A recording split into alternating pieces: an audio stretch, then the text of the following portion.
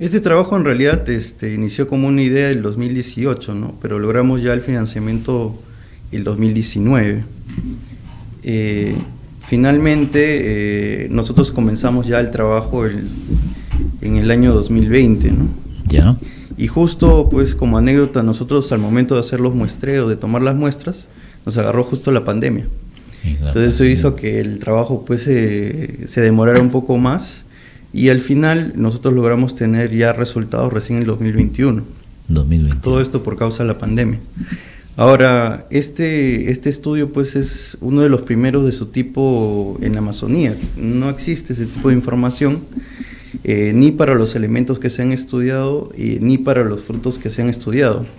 En el pequeño documento que se le compartió, ¿no? Sí. Ahí tenemos diversos frutos de la Amazonía, ¿no? Sí, vamos Como a señalar que en realidad todo este trabajo ha sido liderado por el Instituto de Cultivos Tropicales, que está en Tarapoto, en colaboración con la Universidad Nacional Autónoma de Alto Amazonas, la Universidad Científica del Sur y la Universidad Federal de Vicosa de Brasil.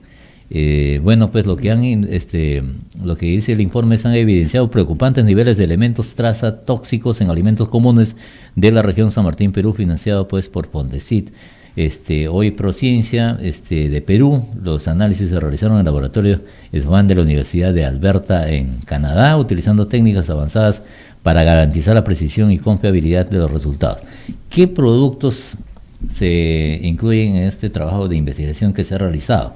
El plátano, camu camu, uva, aguaje. En condimentos y frutos secos, el ají charapita. ¿Quién no consume el ají charapita? Claro. El ají amarillo, el ajo, el maní, almidones como la yuca, camote, papa blanca, papa amarilla, arroz y maíz como la lechuga, el tomate y la cebolla. Y aquí lo que nos tiene que preocupar, doctor, en un primer punto ustedes señalan que tienen altos niveles de cadmio y plomo en frutas y vegetales. Eso es producto de, nos imaginamos, de que estos minerales están en el mismo suelo. ¿O es producto también de químicos? ¿Cómo es la cosa? Bueno, en realidad este tipo de estudios, ¿por qué es importante? Porque acá nosotros partimos a partir de ver dónde podría haber el problema, para ver cuáles son las fuentes del problema.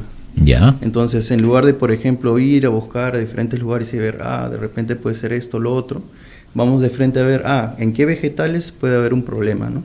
Ya. Ahora, esta información es inicial, o sea, es solamente para tener una idea de cómo estamos, pero para poder ya tener una información mucho más certera de realmente cómo va yendo este tema, tendríamos que hacer mucho más análisis, ¿no? Esta es una base nomás, ¿no? Una base para ver dónde podríamos tener algún problema, ¿no? Pero ya te indica, que hay algunas alertas que debemos tomar en cuenta, ¿no? Hay otros elementos que, por ejemplo, no han sido tan comentados, como por ejemplo es el talio, ¿no? ¿Ya? Que cuando nosotros hemos hecho la lista de importancia en consideración de posible problema potencial, ese quizás sea un elemento que en el futuro sea problemático. Y es mucho más tóxico que el cadmio. Ya, porque uno se pone a pensar, lo único que he echado cadmio es el tema del cacao, cuando estamos haciendo cacao. Pero ya una cuestión mucho más amplia, digamos, de productos, y si tienes este problema, pues realmente ya prácticamente nos hace pensar que estamos arriesgando o poniendo en riesgo también la salud de las personas, porque todos consumimos este tipo de alimentos. Claro, es un posible problema, claro, pero todavía habría que hacer más análisis, más muestreos para poder realmente decir que nosotros tenemos un serio problema de salud, ¿no? Porque cuando hemos hecho el análisis de arsénico, que es el único de los elementos que realmente está categorizado que puede producir cáncer, los niveles no han sido tan altos como lo esperábamos, ¿no? Yeah. Nosotros teníamos la hipótesis que el arroz, porque en muchos lugares en el mundo tiene mucha acumulación de arsénico, y no había ningún tipo de estudio que relacionara eso, ¿no? Y tuvimos la fortuna, ¿no?, que no encontramos mucho arsénico en el arroz, ¿no?, aquí en San Martín. Digamos que es más o menos, estamos tranquilos por ese lado, ¿no? Ahora hay otros elementos que no se han estudiado tanto, ¿no?, que son medios nuevos, que posiblemente podrían tener un problema, pero todavía necesitamos estudiar más, ¿no? Doctor, ¿y qué medidas se debe adoptar, sobre todo preventivas, frente a una situación como esta? Bueno, a diferencia de los contaminantes orgánicos, que son por ejemplo pesticidas y otro tipo de productos, los inorgánicos como estos metales pesados no se degradan. Y ahí el gran problema. Puede venir el tataranieto y toda su generación, y va a seguir el elemento ahí. Entonces lo que se tiene que trabajar es básicamente a nivel de campo, primero, para poder reducir esa absorción de metales, pero primero es ver en qué vegetales pues tenemos el problema para poder destinar recursos ahí, ¿no? Claro. Si no sabemos dónde hay problema, no sabemos dónde solucionar lo que significa entonces que antes de sembrar un producto en esa zona donde se ha detectado habrá que hacer un tratamiento de tierra. Claro, pero como todavía no sabemos las zonas, ahora nosotros lo único que hemos visto es qué vegetales podrían tener esos problemas. Ahora lo que podemos ver es dónde se siembra más, de dónde vienen estos vegetales, y a partir de ahí ir trabajando poco a poco en eso, ¿no? Bueno, como dices, este es un punto inicial. Claro. Aquí se deberían interesar todas las universidades, por ejemplo, para hacer trabajos de investigación y tener un radio de acción mucho mayor para, en base a eso, como dice, tomar las acciones del caso.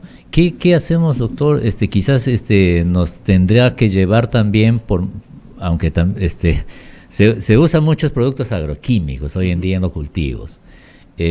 Hay una parte también que el mundo está yendo para el lado de los alimentos saludables, como se conoce, que es orgánico y todo esto.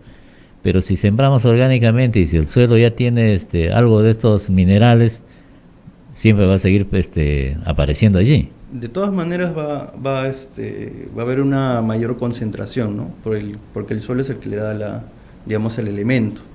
Pero siempre cuando uno siembra de manera orgánica, al aplicar enmiendas orgánicas como compost, guanos, etcétera, estos tienden a tener una reacción que hacen que este elemento generalmente no esté tan libre.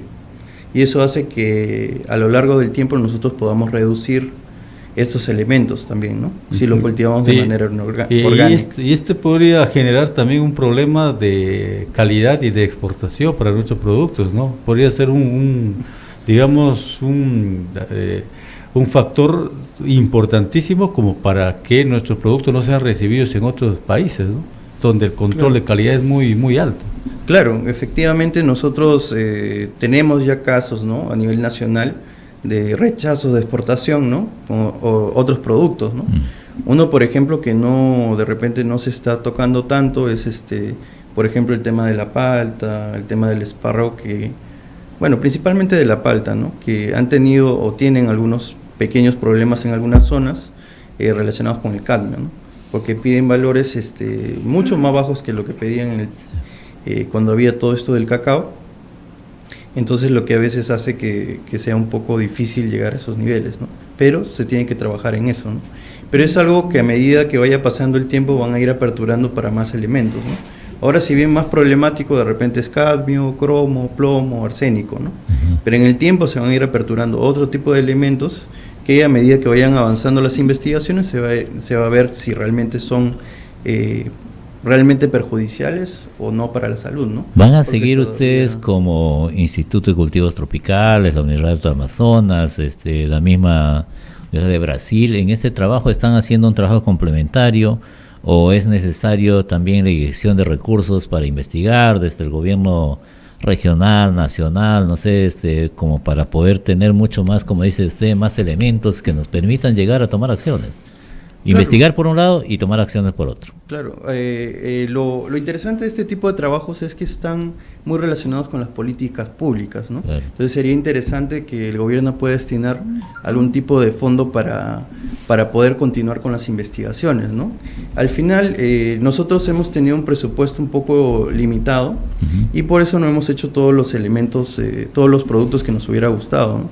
Nos hubiera gustado hacer muchos más, ¿no? Claro. Entonces de eso hemos priorizado, digamos, los que más se consumen y digamos algunos otros que sean medios inéditos, ¿no? Como por ejemplo el aguaje, el ají charapita, ¿no?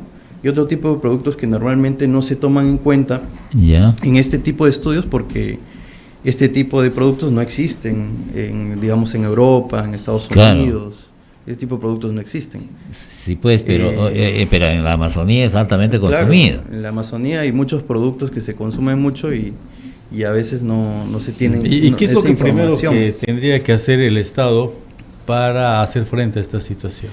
Bueno, lo primero es siempre partir de una base, ¿no? Hay que hacer como una especie de diagnóstico y ver dónde hay el problema. Algo parecido a lo que hemos hecho nosotros. Estudio de suelos, eso.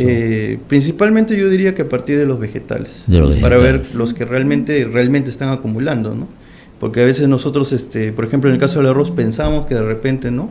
Sí. Por el tema de información que se tenía en otros países, que podía estar teniendo ese problema de arsénico, pero acá no lo hay.